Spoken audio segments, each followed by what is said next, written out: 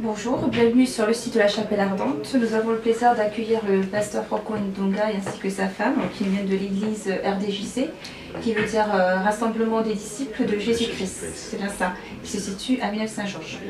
D'accord, tout d'abord merci pasteur. Dans le département de Val-de-Marne. D'accord, ok. Donc merci d'avoir accepté notre invitation. Alors pasteur, vous êtes dans l'œuvre pastorale depuis 16 ans? Oui. D'accord, ok.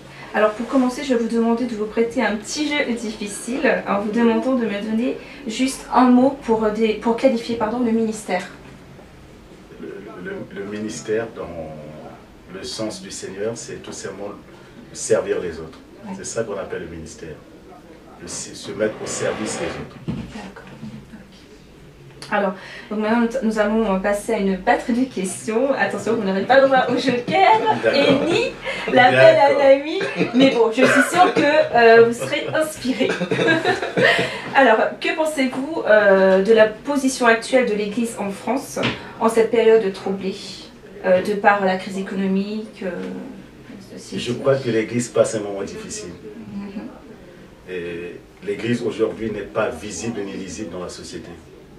À l'exemple de Moïse, que quand il est né, on l'a caché pendant quelque temps. Ses parents l'ont caché parce qu'il y avait une loi qui interdisait aux Hébreux d'avoir des garçons. Et il y a une loi en Europe, particulièrement en Europe, en France, où on parle de la séparation de l'Église et de l'État. Ce qui fait que beaucoup de chrétiens, nous nous sommes fiés à cette loi, nous nous sommes rangés derrière cette loi. Et du coup, ça nous a séparés, non pas de l'État, mais ça nous a séparés de la société dans laquelle nous vivons. Et quand l'Église n'est pas en contact de la société, quand l'Église n'est pas en contact de la ville, l'Église meurt. C'est pour cette raison que l'Église est aussi, tellement le niveau est très faible. Okay. Pensez-vous que l'Église évolue selon la pensée de Dieu? L'Église doit évoluer selon les Saintes Écritures. Et quand l'Église évolue selon la pensée de Dieu, elle grandit, elle se développe, elle gagne la vie. Parce qu'il est écrit que la ville se lève par la prière des hommes justes. Lorsque le leadership de l'Église est tellement faible, on a une société faible. Lorsque le leadership de l'Église est très élevé, on voit le résultat dans la société. Mais quand la société est en crise, cela montre quelque part que l'Église est en crise aussi. Selon vous, pasteur, que manque-t-il à l'Église pour être plus influente? Ce qui manque à l'Église, c'est le leadership. Le leadership, quand je parle de leadership, je ne parle pas des hommes, je parle de Jésus lui-même. Ce qui manque aujourd'hui à l'Église, c'est Christ qui n'est plus au cœur de l'Église, qu'on a mis à côté et que les gens sont en train d'élever des veaux d'or comme nous autres. Nous avons pris la place de Christ. Et parce que Dieu n'a pas créé l'homme pour le remplacer. Dieu a créé l'homme pour lui ressembler, mais pas pour le remplacer. Et quand une société, quand l'Église remplace déjà Jésus par les hommes, il y a déjà des crises de leadership. Parce que la tête de l'Église, ce n'est pas les hommes. La tête de l'Église, c'est Jésus lui-même. Nous sommes que le corps, les membres de ce corps. Et aucun homme n'a le droit de remplacer Jésus, de prendre sa place. Et quand l'Église est représentée par les hommes sont à la tête des leaderships, automatiquement, on a des répercussions dans la société, dans l'Église. D'accord. Pasteur, quels sont les défis que l'Église doit relever pour l'année 2013? Les défis de l'Église, c'est premièrement de revenir au leadership de Christ. Ça, c'est un défi et je crois bien que, pour ma part, je parle souvent de deux défis.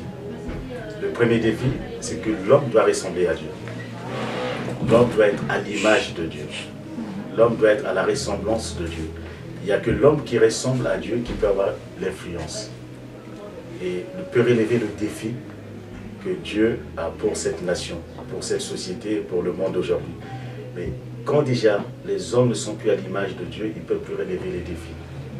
Et c'est comme Adam, quand il a cessé d'être à l'image de Dieu, il était dominé maintenant par l'adversaire.